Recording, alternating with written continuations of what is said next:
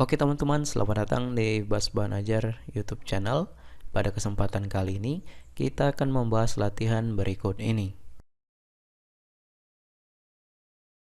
Tetapi, sebelum kita masuk ke pembahasan video, saya akan mengajak teman-teman untuk terlebih dahulu mengklik tombol subscribe pada channel ini dan nyalakan loncengnya, lalu klik like pada video ini jika kalian merasa terbantu. Oke, langsung saja kita masuk ke pembahasan videonya.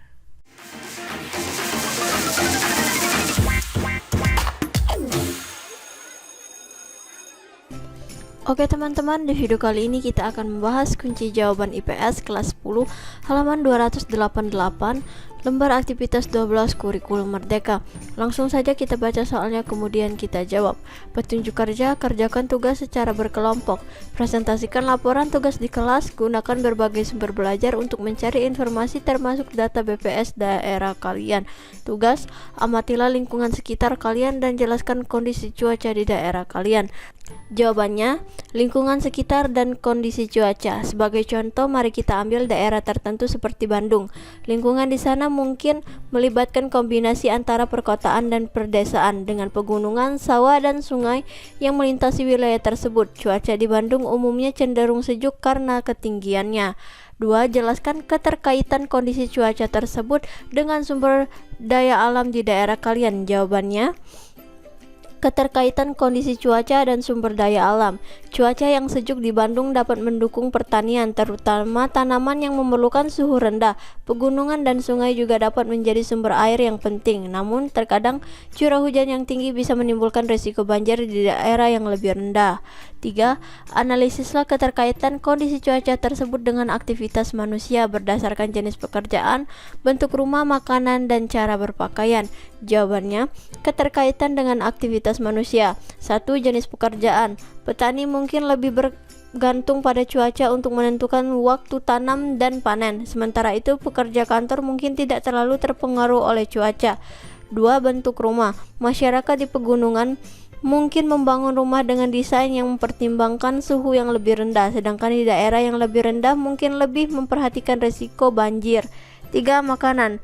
Cuaca dapat mempengaruhi ketersediaan dan jenis tanaman yang dapat ditanam, yang kemudian mengaruhi menu makanan sehari-hari.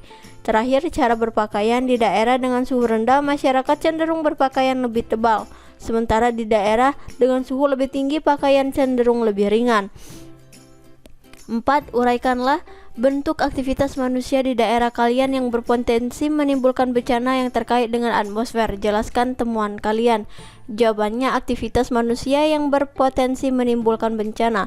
1. Deforestasi. Aktivitas manusia seperti deforestasi dapat menyebabkan bencana tanah longsor, terutama dalam kondisi hujan berat. 2. Polusi. Aktivitas industri yang berlebihan dapat menciptakan polusi udara yang berkontribusi pada perubahan iklim dan kesehatan manusia. Terakhir, pembangunan tidak teratur. Pembangunan di daerah rawan banjir tanpa perencanaan yang baik dapat meningkatkan risiko bencana banjir. 5. Berikan pendapat. Jawabannya,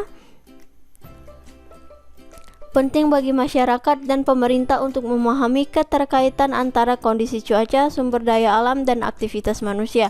Dengan pemahaman ini dapat diambil langkah-langkah untuk mengelola lingkungan dan merencanakan pembangunan secara berkelanjutan, sehingga dapat mengurangi resiko bencana dan meningkatkan ketahanan masyarakat terhadap perubahan cuaca dan lingkungan. Oke teman-teman, mungkin sampai sini saja pembahasan kali ini. Jika ada jawaban yang kurang jelas atau kurang dimengerti, silakan kalian tanyakan di kolom komentar di bawah. Dan sampai jumpa di latihan berikutnya.